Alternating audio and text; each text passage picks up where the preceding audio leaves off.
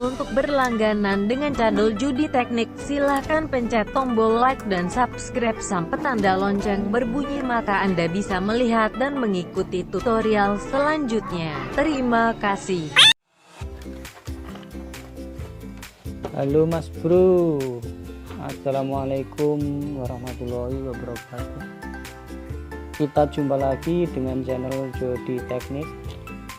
Pada kesempatan kali ini saya ingin membahas masalah blok-blok mesin TV ya, bagian blok-blok mesin TV dan juga sistem kerjanya.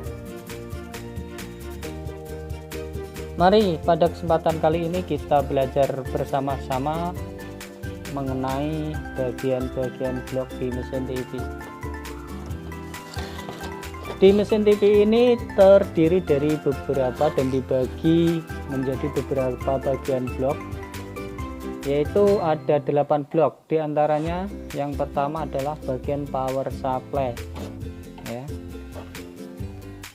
Bagian power supply atau PSU ini ciri-cirinya ada elko ini 220 mikro dan 450 volt atau 100 mikro 400 volt juga, karena bermacam-macam ya. Dan yang ciri yang kedua ada regulator. Ini kayak regulator ya, yang gede.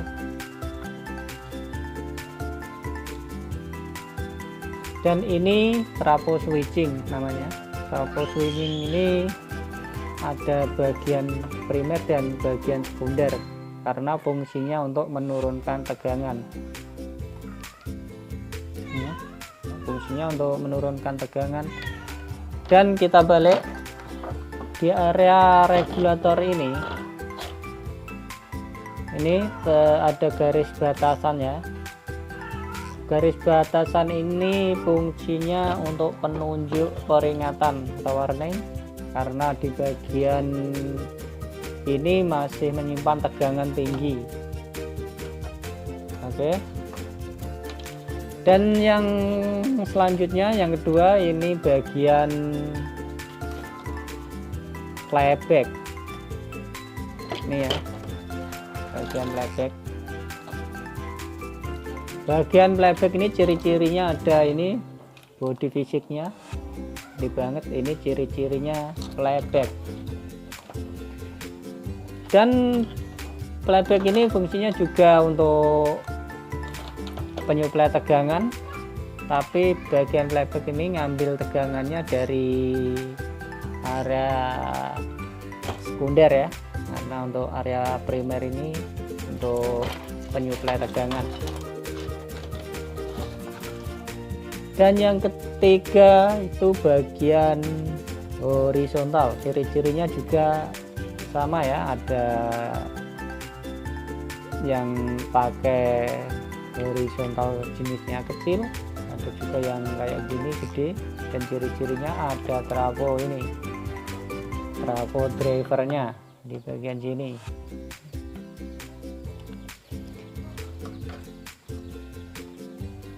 Ya, untuk yang selanjutnya yang keempat yaitu bagian IC vertikal. Ciri-cirinya ada IC vertikal ini, ada juga yang pakai STV, ini ada juga yang pakai LA, biasanya 78040 atau 141. Dan bagian vertikal ini tidak ada batasan ya, untuk mengecek kalau IC vertikalnya mati atau gimana, tinggal mencari dari sumber tegangan jalur-jalurnya ya. Ini di bagian area vertikal. Dan yang selanjutnya ada bagian IC chroma. Ini ya bagian IC chroma. Dan ada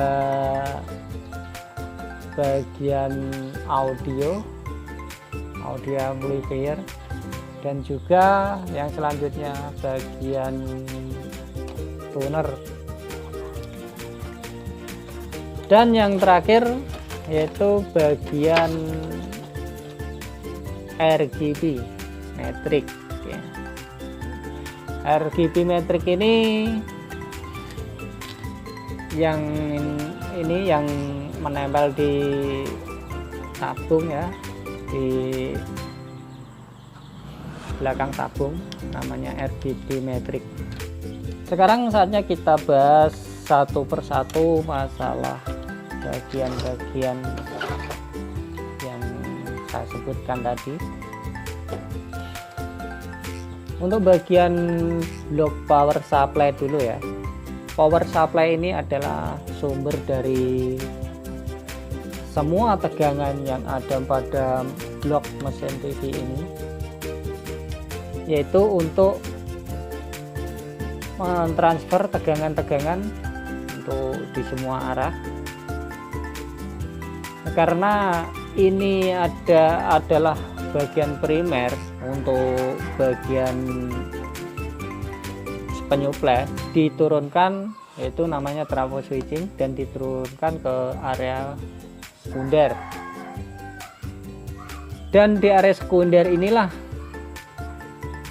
dibagi menjadi beberapa bagian, yaitu untuk menyuplai bagian playback tadi, bagian playback, dan bagian playback juga ada yang sebagian dibagi menjadi beberapa bagian, yaitu dibagi untuk ada yang untuk penyuplai IC vertikal, ada juga yang untuk IC audio, dan biasanya kalau IC audio ini disuplai dari bagian sekunder, karena untuk mesin TV itu macam-macam dan lain-lain jenisnya. Dan untuk kerusakan-kerusakannya, jenis kerusakan biasanya kalau horizontal ini ada garis membentang dari atas ke bawah, karena untuk fungsinya transistor horizontal ini untuk menarik dari bagian tengah ke kanan dan bagian tengah ke kiri. Maka kerusakan biasanya ada garis melintang dari atas ke bawah, karena ini fungsinya untuk menarik gambar dari samping kanan atau samping kiri, maksudnya dari tengah ya. Dan untuk bagian vertikal adalah sama ya. Ini untuk kerusakan di bagian yang bermasalah di IC vertikal, biasanya ada garis memanjang dari samping kanan ke samping kiri. Itu kira-kira kerusakan di area vertikal.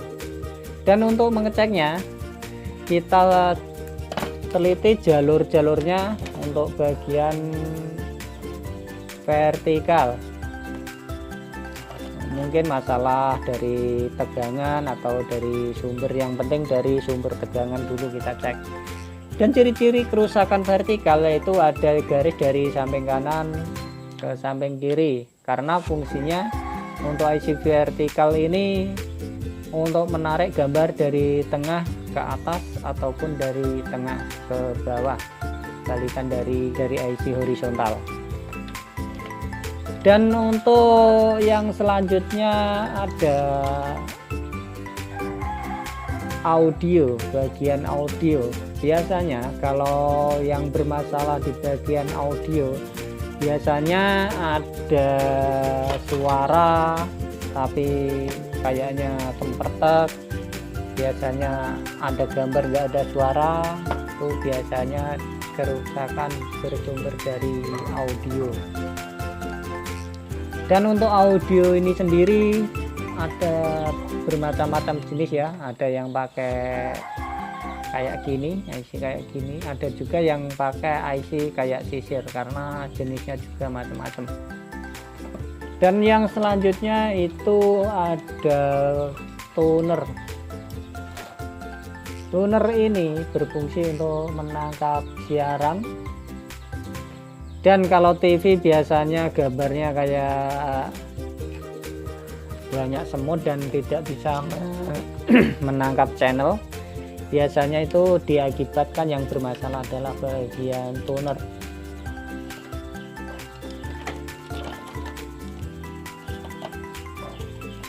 Dan yang selanjutnya kita bahas masalah ini.